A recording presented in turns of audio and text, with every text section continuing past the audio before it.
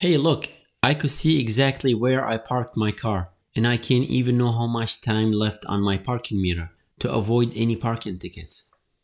In today's video, I'll show you how to save your parking location using Google Maps app, and you can set the time if you parked at a parking meter. Let's get started. To save your location on your Android device, launch your Google Maps app.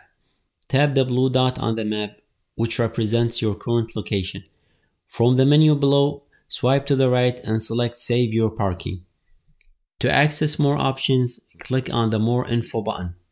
If you want to send someone else a link to your parking location, tap the Share button and select a contact from the list.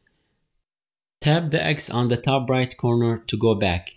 You could add parking notes, such as parking building level or parking lot name. Under time left, you can set a time. Perhaps you are parked at a parking meter and you need to keep track of time. And finally, to save your parking spot, just hit the back arrow on the top left corner. To find your parking spot on an Android device, swipe down from the top of your screen and look for the parking location notification. Here you can also see the time left. Click on it and it should launch Google Maps app, and from there click on directions. Or you can just launch your Google Maps app and look for the parking icon and click on it and then click directions.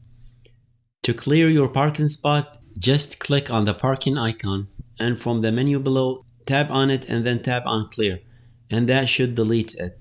Now to do this on an iPhone device, just follow the same steps. And that's all I wanted to show you in this video.